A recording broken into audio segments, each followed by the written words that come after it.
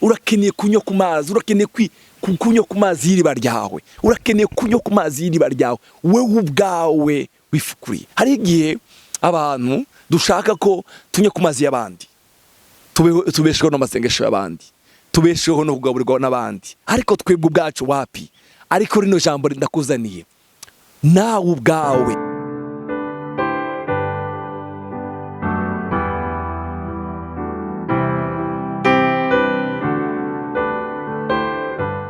Ndabaramukije mu izina rya Kristo Yesu umwami wacu.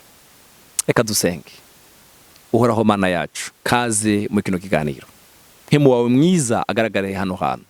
Abumva mwami rino jambo, haleluya, mwami ribahe umugisha, ribakuraho aho bari ribageze ku rundi rugezo.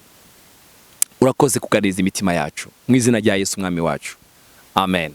Nitwa Patrick, ndayishimiye ntewe iteka no kuganira namwe ijambo ry'Imana bice kuri CANAAN TV. Ndashaka tuganira namwe ijambo rigufi cyane riri ku mutima wanje yanditse mu gitabo cya Yosuwa igice cya 15 umurongo wa 18 na 19.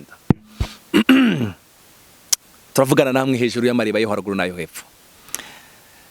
Maze agishika umugabo wiwe aramwinginga ngo asabe se itongo akisava ku ndogoba yiwe. Karebu aramubaza ati ugomba iki? Umurongo wa 19 aramwishura ati tabara ungabire ku wandungise mu gihugu cumye mpamariba y'amazi. Nuko muha amariba yo haruguru nayo hepfo. Haleluya. Reka ndakwifuriza rino jambo rigufi cyane. Imana igutoborera amariba yo haruguru nayo hepfo. Amariba yo haruguru nayo hepfo. Akisa umukobwa wa Kalebu amaze kurongogwa ku mugabo wiwe witwa Otanayeli.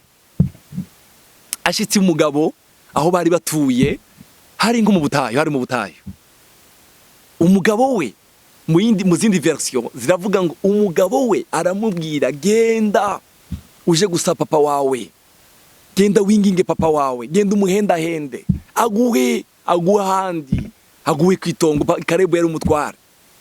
Oh, haleluya. Akisa kigera kwa papa wiwe baramubwira ngo papa we nkubira iki wandungitse mu butayu?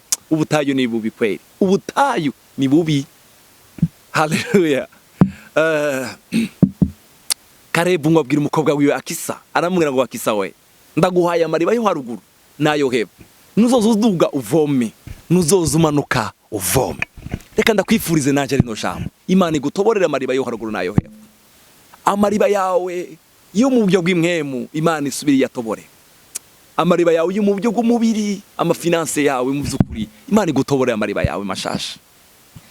Reka ndifashishe iyi 200 yanditse mu gitabo cy'imigani. Igitabo cy'imigani igice cya 5 umurongo wa 15. Umva ngene Salomo yaravuze ngo unywa amazi yo mu isoko yawe wiharije, iriba ryawe n'amazi atemba yo mu iriba ryawe wifukuriye. Nashatse gukoresha iyindi version y'ikinyarwanda, iyo yavuze neza amazi yo mu iriba ryawe wifukuriye. Haleluya, haleluya. Iriba ryawe urakeneye kunywa ku mazi, urakeneye kunywa ku mazi y'iriba ryawe, urakeneye kunywa ku mazi y'iriba ryawe wewe ubwawe wifukuriye. Hari igihe abantu dushaka ko tunywa ku mazi y'abandi, tubesheho n'amasengesho y'abandi, tubesheho no kugaburirwa n'abandi, ariko twebwe ubwacu wapi? Ariko rino jambo ndakuzaniye nawe ubwawe biragusaba ikiguzi cyo kuja gufukura iriba ryawe. Salomo yavuze ngo unywe ku mazi yo mu iriba ryawe. Akisa ise yamuhaye amariba yo haruguru nayo hepfo, ariko twebwe biradusaba gufukura amariba yacu, biradusaba ikiguzi, biragusaba. Haleluya. Biragusaba ari byo ugomba guheba. Haleluya. Biragusaba ari byo ugomba guheba. Indirimbo ya Salomo, igitabo cy'indirimbo za Salomo, reka some mu murongo umwe igice cya 4 umurongo wa 15. Igitabo cy'indirimbo za Salomo kivugamo abantu babiri, kivugamo umukwe kikavugamo umugeni. Uyu mukwe rero yari kubwira umugeni wiwe, aramubwira ngo uri iriba ryo mu mirima, iyindi verisiyo iravuga ngo iriba ryo hagati mu murima, iriba rivomera ibitebwa impande zose. Uri iriba ryo hagati mu murima, uri isoko y'amazi yiburuka abeshaho. Amazi abesha, uri isoko y'amazi abeshaho. Haleluya. Muvandimwe, mwene data, urakeneye kuba iriba ry'amazi wowe ubwawe, n'abandi bahuye nawe banezerwa ku bwawe, bashima Imana ku bwawe. Kubera iki? Iriba ry'iriburuka riva muri wewe, ushobora kuvomera abandi bashobora kugira umugisha ku bwawe.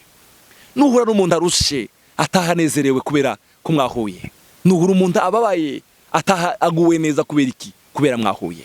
Uri iriba ryo hagati mu mirima rivomera, uvomera abandi. Haleluya. Ndakwifurize kuba iriba. Amariba yawe ntubiriba ryawe wenyine, oya, ahubwo we ubiriba, uhindukira iriba ry'abandi, uvomera n'abandi. Niko Salomo yavuze. Reka Dawudi umunsi umwe ngo yarifushishe, aravuga ngo Mana, ndifuje amazi y'iriba ry'i Betelehemu, ndifuza amazi y'iriba ry'i Betelehemu. Ngo abahungu batatu b'abahizi ngo baramubwira, mwami wacu we, ntiwo kwicwa n'inyota, ukeneye amazi? Arababwira ngo abasore mwe, i Betelehemu harafashwe n'Abafilisitiya, nta kundi umwogerayo. Baramubwira ngo ya reka tugende. Ngo baragenda baravoma amazi ngo y'iriba ry'i Betelehemu.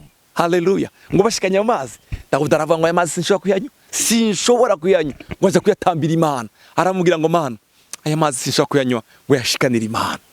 Ngo Dawudi ngo yumvisha kumbuye amazi y'iriba ry'i Betelehemu. Uza wumva ukumbuye iki wowe? Mu by'ukuri uza wumva ukumbuye bwa busabane bwawe bwakeraga, cagira iriba ry'umwuka ryadudubiza muri wowe, wumva ubikumbuye.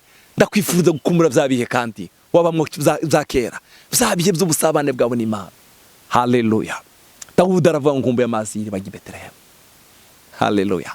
Reka ndakwifurije ko uhaguruka kugira ngo upfukure iriba ryawe, tubeshweho n'amasengesho y'abandi, tubeshweho n'ijambo ry'abandi, tubeshweho no kugaburirwa n'abandi. Wewe haguruka urye ubiriba n'abandi, nabo n'umuryango wawe, nabo muvuka, nabo muhuye, nabo mukorana, ubabera isoko y'umugisha. Wewe ubabera isoko y'umugisha.